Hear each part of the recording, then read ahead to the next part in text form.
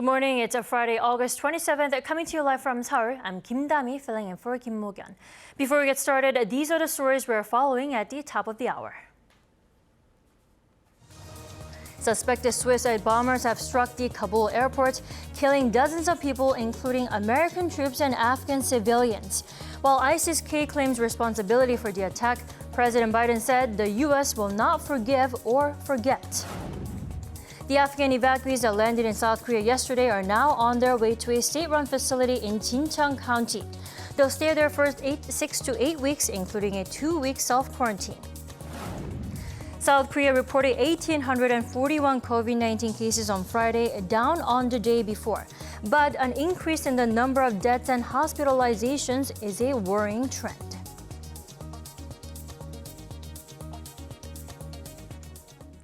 Blasts by suicide bombers at Kabul airport have resulted in the deaths of numerous American troops and Afghan civilians. President Biden warned the U.S. will not forgive and not forget. Our Kim Yo-sun starts us off. Amid the ongoing U.S.-led evacuation from Afghanistan, suspected suicide bombers have struck the crowded gates of Kabul airport with at least 2 explosions on Thursday. According to CBS, the attack killed at least 90 Afghan civilians and U.S. troops, with the U.S. Department of Defense saying at least 12 American soldiers died. Afghan health authorities have reported that over 150 people were wounded. Media outlets report that these numbers may grow going forward. The U.S. Department of Defense confirmed that there were also several gunmen who opened fire on civilians and military forces after the explosion, adding that Washington continues to monitor the extremely active threats to the airport. However, despite the attack, the Pentagon says the emergency evacuation mission will continue. Let me be clear. While we're saddened by the loss of life, both U.S. and Afghan, we're continuing to execute the mission. Our mission is to evacuate U.S. citizens, third country nationals, special immigrant visa holders, U.S. Embassy staff, and Afghans at risk. According to CNN, ISIS-K has claimed responsibility for the deadly attack outside the airport. This comes as the Taliban condemned the deadly blast, with the group's spokesperson taking to Twitter to explain that the explosion took place in an area under the control of the American military. Calling it a tough day, President Biden had a clear message to the terrorists behind the attack. To those who carried out this attack, as well as anyone who wishes America harm, know this: we will not forgive. We will not forget. We will hunt you down and make you pay.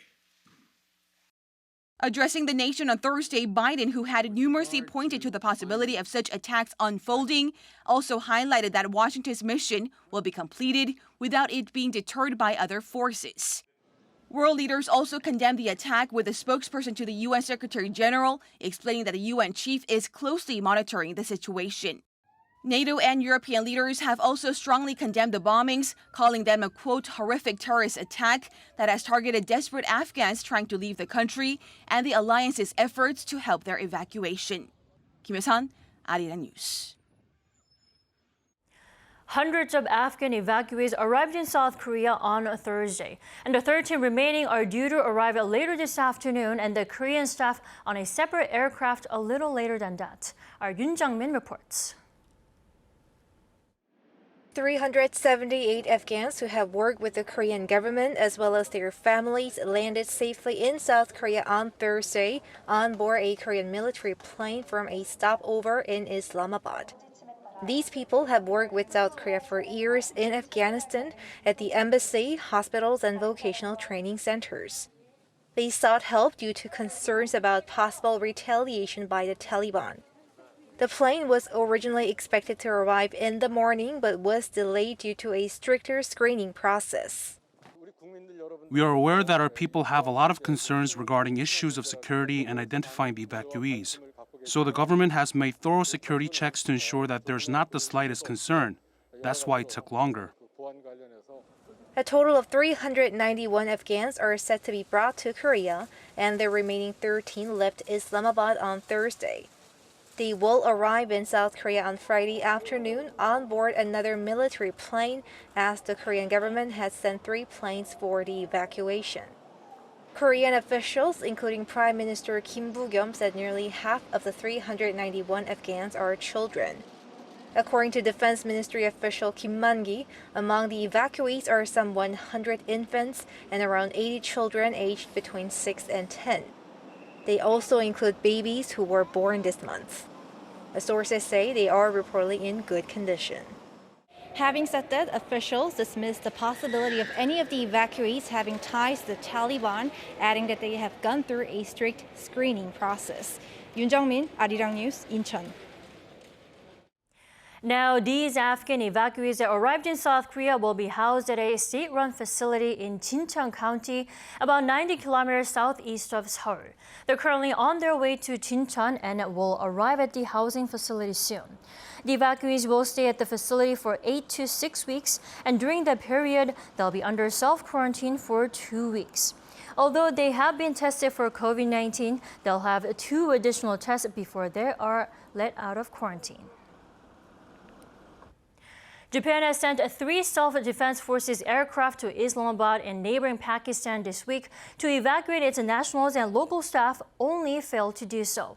Sources say the planes landed at Kabul airport twice on Thursday, but failed to airlift people who wished to flee the country as they were unable to reach the airport. Foreign Minister Toshimitsu Motegi said in a meeting with ruling Liberal Democratic Party members that the goal was to complete the evacuation by Friday, citing that the mission will be difficult after August 31st when the U.S. withdraws its troops. With Afghanistan back in the hands of the Taliban, many activists are concerned for the future of women in the country. Our Shin reports. Within the framework of Islam. That's what the Taliban claimed, promising women's rights would be protected in Afghanistan. But since their return, women haven't been seen on the streets. And experts say it's because the Taliban continues to follow medieval interpretations of the Quran and Islam's legal system, Sharia law. This will mean that the Taliban will simply go back to the most rigid possible set of social rules involving separation of the sexes. During their first rule from 1996 to 2001, the Taliban stripped women of their freedom to get jobs, go to school, and leave the house without being accompanied by a male. Some Afghan activists in hiding told Arirang that they're afraid that they're going back to what they call the Dark Ages. One asked to remain anonymous for safety reasons. They kill the women because of wearing jeans. They just hit the women on the street because of not having any man with their self. They say that women should stay at home. Another Afghan activist said a darker future is about to unfold for women because their only insurance, U.S. forces and international allies, are gone. With most troops to leave the country within a few days, he asked for help from the international community.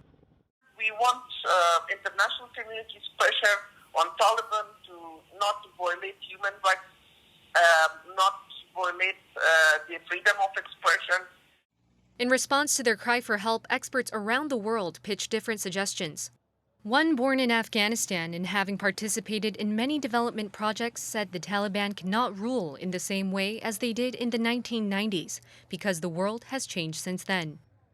They need to be given that opportunity to see others, and so that they're maybe, who knows, their mentality may change. They may get a little bit progressive.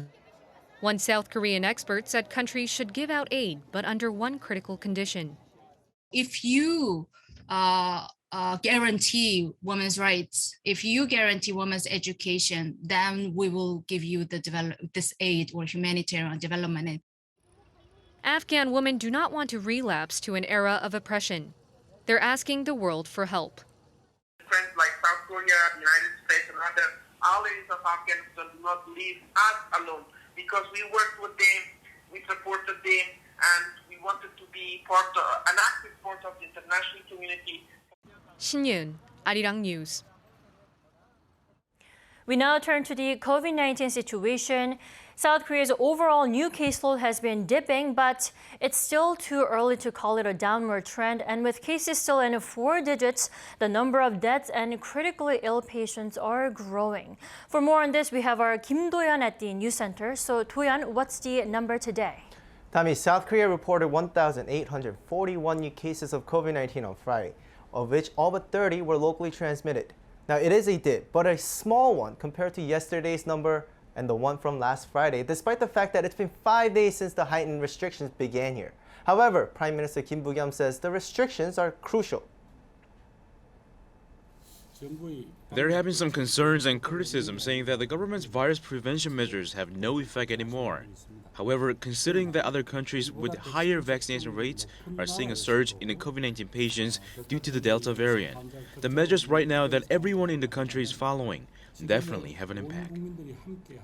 He added that it'll take more time to see clear results from the distancing measures and also said that there was a 5.4% decrease in movements among citizens compared to last week. Friday is the 52nd consecutive day with a 4-figure daily caseload. And one thing to note is a rise in the number of critically ill patients. At the moment, the authorities said 427 were in a severe condition as of midnight Friday. That's a 3-fold jump from early last month when the 4th wave began. Now, Do-yeon, South Korea has recently been seeing the words "with corona" in use, with the phrase pointing to a time when we'll have to learn to live with COVID-19. And that will mean an easing of restrictions for citizens to carry on with their lives. Do we have any details on the timeline yet? Right, Dami. South Korea's top disease chief says the country can go into the quote-unquote "with corona" phase as early as the end of October if the vaccination campaign goes as planned. First, let's take a listen to what she had to say the other day.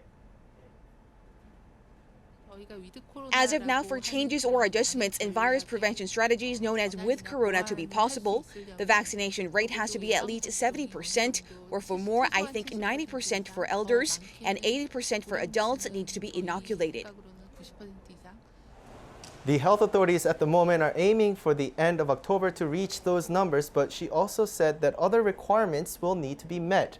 For example, there has to be no threat of a new variant impacting the spread trend, while the medical infrastructure will need to be able to support the changes.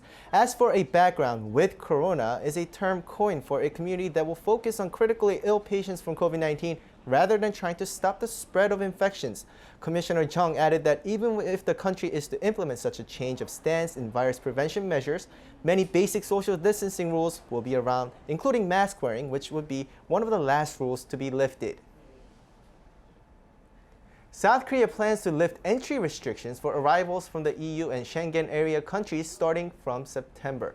In April 2020, Seoul suspended visa waiver and visa-free entry programs for those regions as part of efforts to curb the spread of COVID-19. The decision will allow passport holders from those nations to stay for up to 90 days without a visa. The same applies for South Korean passport holders traveling to those areas. However, all incoming travelers to South Korea from those countries will be subject to 14-day mandatory quarantine. In the U.S., more than 100,000 people are currently in hospital with COVID-19. The first time since January, the number has surpassed that mark. This is double number recorded in August last year before vaccines were rolled out. According to reports, the spike is being driven by the Delta variant, and most of those hospitalized are not vaccinated. In Mississippi, more than 61% of ICU beds have COVID-19 patients. Florida and Georgia have 25% of their inpatient hospital beds occupied with COVID-19 patients. Such high rate of occupancy by COVID-19 patients could affect patients with other illnesses that need immediate medical care. The country has averaged more than 152,000 new COVID-19 cases a day over the past week, 13 times more than 9 weeks ago, according to data from Johns Hopkins University.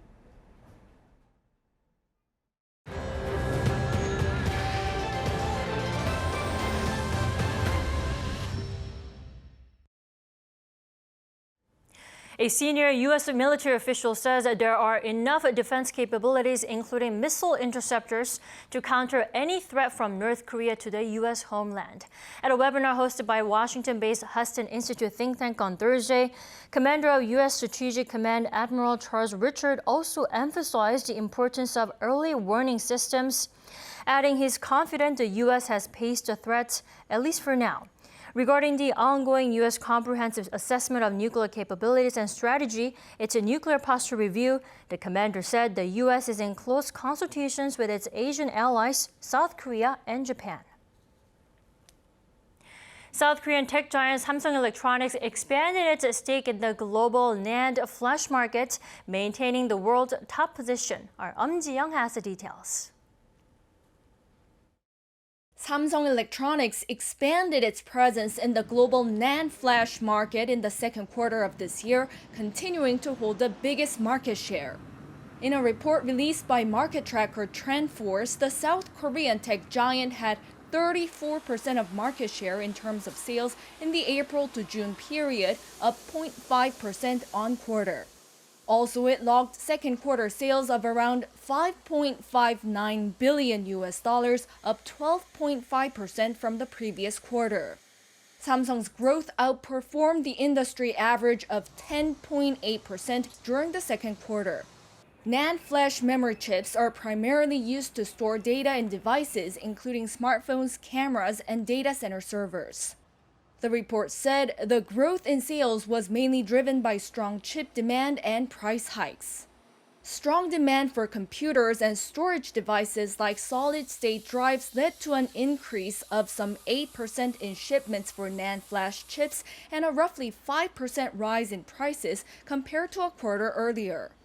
South Korea's second-largest chipmaker SK hynix ranked fourth with 12.3% market share. But after its deal to acquire U.S. tech giant Intel's memory chip unit gets approval from regulation authorities, it is expected to be the world's number 2 NAND flash chip manufacturer with around 20% of the market share. Japan's Kioxia was the runner-up player in the market with around 18% of share, and United States Western Digital had about 15%, ranking the third. Meanwhile, one of the world's major contract chip makers, TSMC, is reportedly raising its prices as much as 20%, which is set to cause significant impact on the global semiconductor market. According to Japanese news outlets, the Taiwanese semiconductor foundry's higher price is expected to take effect late this year or next year, although the spokesperson declined to comment on actual prices. Amid the global semiconductor shortage, this would be the company's steepest single raise. Jeong, Arirang News. More good news for the country's tech industry. South Korea's LG Electronics has earned the title of most reliable brand for its refrigerators. This is according to a report dubbed the most and least reliable refrigerator brands released by U.S. market tracker Consumer Reports. The company's refrigerator received the highest grades in 4 categories, ranging from French door to side-by-side options. The company was ranked number 1 for its French door models, which accounted for 60% of the candidates reviewed. Its side-by-side fridges also received high grades in terms of consumer satisfaction and reliability, and LG Electronics said inverter linear compressor, the key component of the fridge, helped it to get a favorable evaluation. South Korea's national health insurance premium will rise by 1.89% on year in 2022. The decision was made by the Health Insurance Policy Deliberation Committee early Friday morning. Health insurance payments for workers under employer-sponsored health plans will increase to 6.99% from the current 6.86%. This means the average monthly insurance premium paid by employers will increase by about slightly over $2. For so-called local subscribers who do not work for a company, the average monthly health insurance payment for a household will increase by just under $2. The state health insurance rate has climbed 2 to 3% on year over the past 4 years. Colombian President Iván Duque Márquez has been granted honorary citizenship for the city of Seoul. Mayor Woo Se-hoon granted it on Thursday and presented him a BTS poster that says, "See you in Seoul." The mayor said Colombia is an important ally as it's the only South American country to send troops to help during the Korean War. Honorary Seoul citizenship is given to foreign nationals who lived a considerable amount of years in the capital or are seen as a valued overseas guest. Duque is the first Colombian leader to visit South Korea in over a decade and the 35th head of a state to receive honorary citizenship from Seoul City.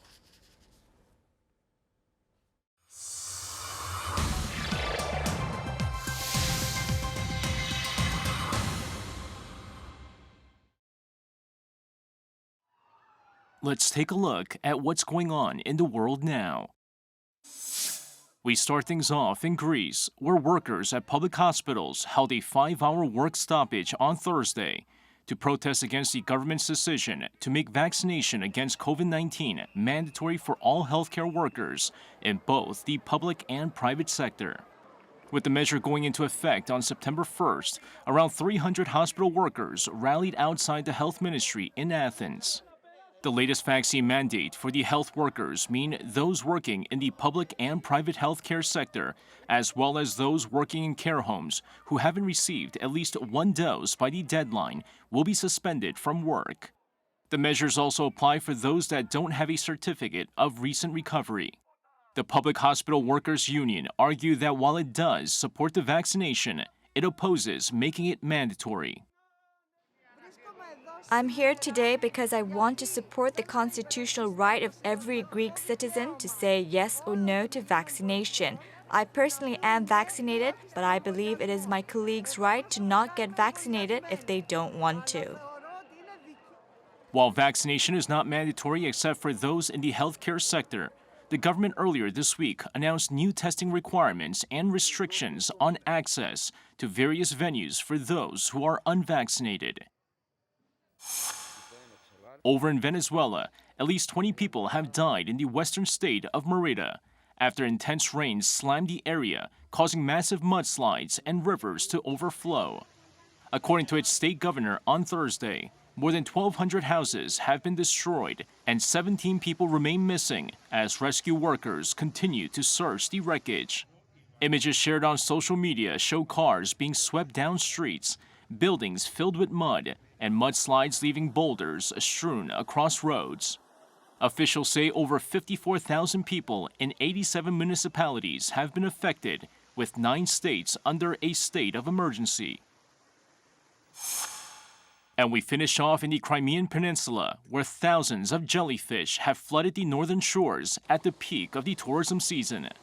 Locals and tourists say the massive amount of jellyfish made it impossible to go swimming in the water due to the jellyfish soup. While jellyfish on Crimean shores are not uncommon in the month of August, the numbers have increased in recent years due to increasing salinity in the surrounding sea. 이승재, Arirang News.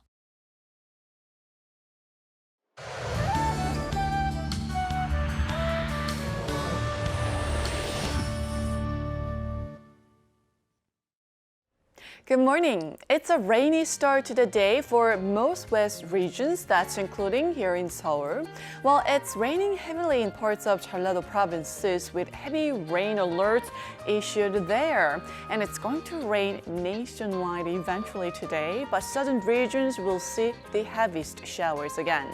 So southern regions will see 3,200 millimeters of showers, possibly up to 150 through early tomorrow, while the rain should clear elsewhere from the evening with 5 to 60 millimeters expected.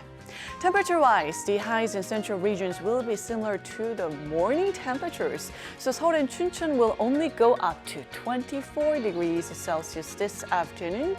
So afternoon readings will be about 2 to 5 degrees lower than yesterday.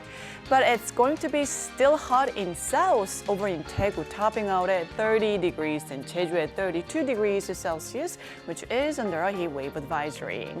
The wet weather is here to stay though. We'll have showers through next week across Korea. That's Korea for you, and here's a look at the weather conditions around the world.